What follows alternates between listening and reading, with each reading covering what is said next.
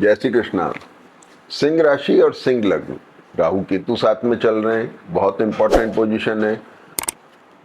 मघा और धनिष्ठा नक्षत्र में है। देखिए पिछले दिनों मंगल केतु बहुत पास थे, भारी स्ट्रेसफुल था, 2 वीक परेशान रहे। अब ये बहुत दूर हो गए, मंगल थोड़े तेजी से आगे निकल गए, केतु से दूर हैं। तो ये कॉम्बिनेशन जो है ये अब थोड़ा रिलीफ दे रहा है, रिलैक्स दे रहा है। अब रिलैक्स देने का मतलब क्या हुआ कि आपकी पोजीशन इंपॉर्टेंट हो रही है थोड़ी, ठीक है ना। राहु केतु का जो पहले करेक्टर हुआ करता था, ये दोनों एनर्जी नोट्स हैं जो आपको एक्टिव बना रहे हैं, जो आपको इंपॉर्टेंट बना रहे हैं, वो चीज़ फिर रिगेन हो गई है, वापस हो गई। अच्छा साइन है, अब आपको एक्टिव हो जाना चाहिए, भरपूर फायदा उठाना चाहिए।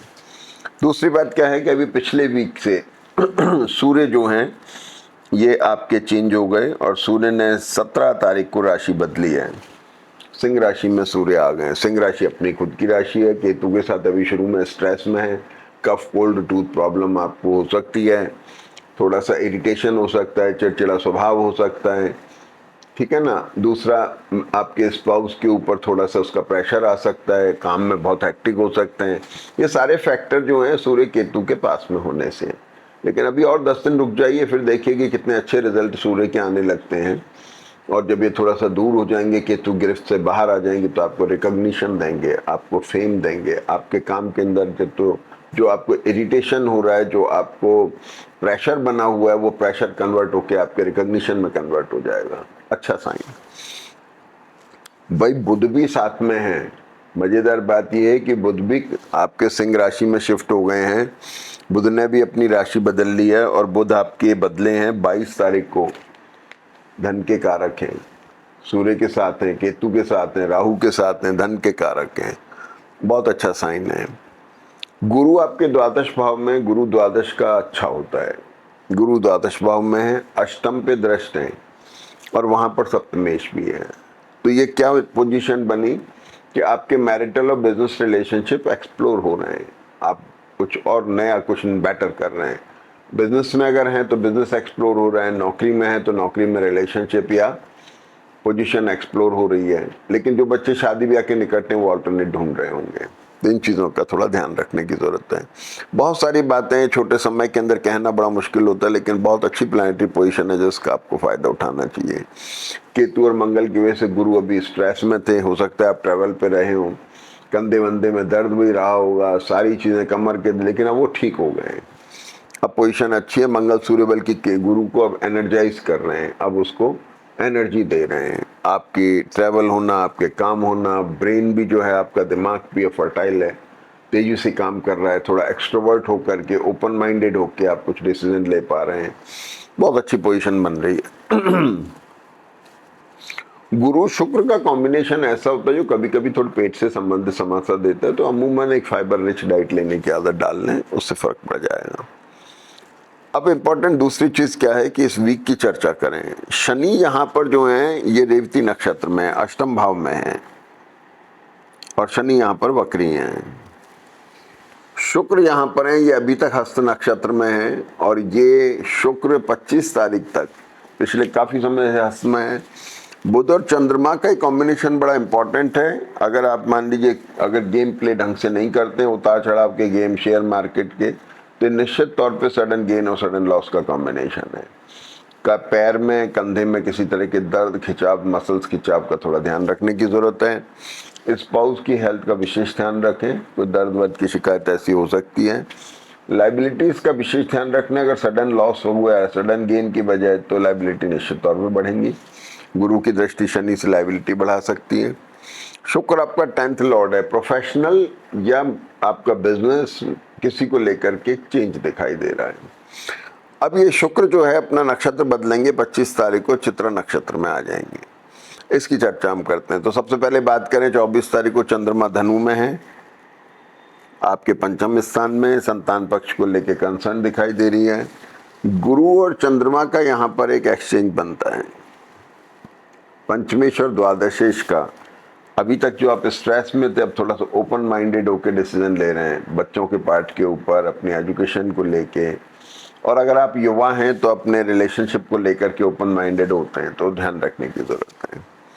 ये एक सबसे बड़ी चीज़ है। तो गुरु की एनर्जी चंद्रमा को भी मिल रही है और ये ट्रैवल प्रोन भी हैं, विदेश जाने के योग भी हैं। अगर जो लोग सिंह राशि वाले, सिंह लग्न वाले विदेश से संबंधित कुछ करते हैं तो उनके लिए भी फायदेमंद है, बाहर जा सकते हैं। तो ये सारी चीज़ें हैं। अब हुआ साहब की कि 25 तारीख को चंद्रमा मकर राशि में आ गए। मकर राशि आपके छठे स्थान पर है। यहाँ पर चंद्रमा मकर में आ गए और मकर का चंद्रमा गुरु पर दृष्ट हुआ सीधा, पंचम का लॉर्ड हो गया। बच्चों को ट्रैवल करा रहा है, बाहर भेज रहा है, आपको भी बाहर भेज रहा है, आपके एसेट का लिक्विडेशन भी कर रहा है। ठीक है ना साहब, ये सारी चीज़ें हो रही हैं। चंद्रमा मकर में वर्गोत्तम में भी हैं, सुबह 9:43 तक 25 तारीख को वर्गोत्तम में है। तो वर्गोत्तम में तो 12th लॉर्ड है।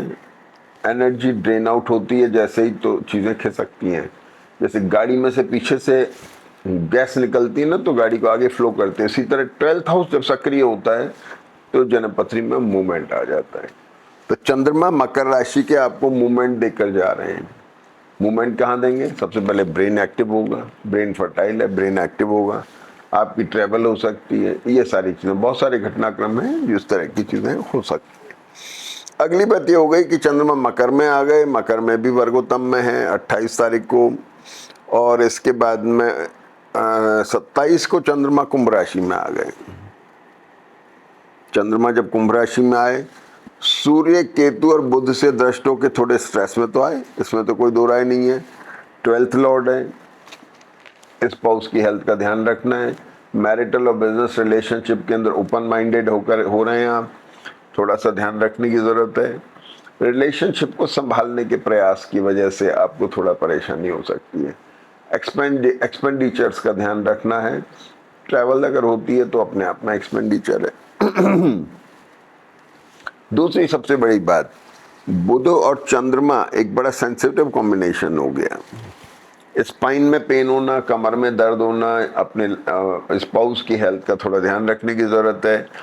मैरिटल और बिजनेस रिलेशनशिप ट्विस्ट हो सकते हैं, टूट भी सकते हैं, दूसरी तरफ भी शिफ्ट हो सकते हैं, इसका थोड़ा ध्यान रखने की ज़रूरत है। लेकिन पैसे आने के योग बन सकते हैं, इसमें कोई दो राय नहीं है। गुरु छठे स्थान पर दृष्टि है, लाइबिलिटीज़ का ध्यान रखना ही रखना है, लेकिन पैसे आने की संभावना बनती है। जब कुंभ राशि में चंद्रमा है, 27 से 29 तारीख के बीच में आपको पैसे की आवक हो सकती है, लेकिन ध्यान भी रखना है इंजरी का, किसी तरह का दर्द वर्द का, किसी का ध्यान भी रखना है। अब आप देखिए सबसे बड़ी चीज़ कि 27 से 29 में चंद्रमा कुंभ में आ गए। 28 तारीख को चंद्रमा कुंभ राशि में वर्गोत्तम में, 14:48 से 21 बजे तक इस समय को आप यूज़ कर सकते हैं। इस नई बिजनेस मीटिंग्स में, नए टाई अप्स करने में, नए कुछ इम्पोर्टेंट काम करने में, ज्वाइनिंग में, कुछ नई खरीदने में, कुछ नई बुकिंग्स में, किसी में भी आप इस अच्छे वक्त को काम में ले सकते हैं। और ये बड़ा एक्सप्लोरिंग कॉम्बिनेशन है। बुध जो है यहाँ पर मघा नक्षत्र के हैं, जो 29 तारीख को पूरा फाल्गुनी में आ जाएंगे, तो इसलिए ये बड़ा स्ट्रॉन्ग कॉम्बिनेशन बन रहा है। तो बुध और चंद्रमा का कॉम्बिनेशन है, बहुत स्ट्रॉन्ग और बड़ा एक्सप्लोरिंग है। लेकिन पेरेंट्स की हेल्थ का और अपने स्पाउस की हेल्थ का विशेष ध्यान रखना है। ट्रैवल हो जाती है तो बहुत ही बढ़िया, ट्रैवल से बड़ी कोई चीज़ नहीं। और प्रोफेशनल ट्विस्ट आ सकता है, प्लस माइनस दोनों तरह का सडन ट्विस्ट आएगा, इसका ध्यान रखें। अगली बात, अब सब चंद्रमा जो हैं यहाँ पर 29 तारीख को ये चंद्रमा मीन राशि में आ गए। ये बड़ा इंपॉर्टेंट हुआ। जैसे ही चंद्रमा मीन राशि में आए, ये रिडिफाइनिंग मोड में आ गया। गुरु से दृष्ट है तो चंद्रमा एक्सप्लोरिंग भी हो गए। चंद्रमा आपके 12th लॉर्ड हैं, तो गुरु और चंद्रमा का एक एक्सचेंज फिर बना। अब ये चंद्रमा का एक्सचेंज जो है, ये आपको विदेश ले जा सकता है, बाहर की ओवरसीज ट्रैवल भी दे सकता है, आपके प्रोफेशनल चेंज को भी ला सकता है, जिसकी आसार बन रहे थे अभी। बिजनेस के अंदर बड़ा चेंज आ सकता है, आप फॉरेन ट्रैवल पे जा सकते हैं। संतान पक्ष के लिए इम्पोर्टेंट है, संतान पक्ष को भी हो सकता है ट्रैवल पे चली जाएं, उनकी अगर ट्रैवल ड्यू है तो वो भी जा सकते हैं। ये सारी चीज़ें, और इसके अलावा बड़े ओपन माइंडेड होके कुछ आप मैरिटल और बिजनेस रिलेशनशिप के अंदर कुछ इंपॉर्टेंट डिसीजन लेते लग रहे हैं, जिसमें लाइबिलिटीज भी थोड़ी क्रिएट हो सकती है, इसमें कोई दो राय नहीं है। अब इम्पॉर्टेंट चीज़ क्या है सब कि 29 तारीख को देखिए शुक्र कन्या राशि में वर्गोत्तम में है। ये शुक्र जो है 29 तारीख को वर्गोत्तम में होते हैं। तो शुक्र आपका दशमेश है और थर्ड लॉर्ड हुआ, लेकिन सेकंड हाउस में जाके वर्गोत्तम में हुआ है। प्रोफेशनल चेंज तो दिखाई दे रहा है इसमें, इसका तो आपको ध्यान रखना ही रखना है। प्रोफेशनल चेंज, प्रोफाइल चेंज है, within organisation, out of organisation, कुछ भी हो सकता है। बिजनेस में है तो तरीके बदल सकते हैं, कुछ भी मान लें। अच्छा, अब ये देखिए कि 29 तारीख को शुक्र कन्या राशि में वर्गोत्तम में है, और ये कन्या राशि के लॉर्ड बुध जो है केंद्र में केतु सूर्य के साथ में राहु के साथ में, ये दिन में 1 बजे ये भी वर्गोत्तम में जा रहे हैं। ये इंपॉर्टेंट है क्योंकि भाई ये पैसा देगा। बुध जो है ऑलरेडी सूर्य केतु के साथ आपको पैसा दे रहा है, फिर वर्गोत्तम में आके तो निश्चित पैसा दे रहा है। और बुध का नक्षत्र जो है वो शुक्र का हो गया। बड़ी मजेदार बात हो रही है। इधर शुक्र का नक्षत्र तो हो गया चित्रा नक्षत्र, मंगल का नक्षत्र हो गया। चित्रा नक्षत्र जो होता है मंगल का होता है। चित्रा, मंगल आपका योग कारक ग्रह, तो शुक्र स्ट्रांग हो गए। देखिए बड़ी ऐसी चीज है कि शुक्र नीच राशि में वर्गोत्तम में हो रहे हैं, लेकिन फिर भी कमजोर नहीं है। लेकिन इसका कैरेक्टर थोड़ा बहुत ही होता है कि थोड़ा कफ कोल्ड की प्रॉब्लम तो देते हैं। अब शुक्र की दृष्टि अष्टम भाव के ऊपर है, लग्जरी प्रोन चीजों में पैसा खर्च हो सकता है, इसमें कोई दो राय नहीं है। बुध जो है ये आपके धन के कारक हो गए, तो भाई ये कैसी भी स्थिति हो बुध पैसा तो देंगे, ये चीज तो इसमें आ रही है। तो कुल मिलाकर के बात यह है कि वर्गोत्तम का बुध 29 तारीख के बाद आपको पैसा दे रहा है। ठीक है सर, अब पैसा आपको दे रहा है तो अब क्या होना है कि आपका लग्नेश और राशि का कारक सूर्य 31 तारीख को वर्गोत्तम में जा रहे हैं। ये और भी इंपॉर्टेंट पोजीशन है। जितने स्ट्रेसेस थे आपको पिछले 2 वीक के अंदर, जितने आप परेशान थे, अब लगातार रिकॉग्निशन का टाइम आ रहा है, बेटरमेंट की तरफ जा रहे हैं। अगर आपकी जन्मपत्री थोड़ी भी बेटर मोड के अंदर है तो निश्चित तौर पे आपको फर्क मिलना है, फायदा होना ही चाहिए।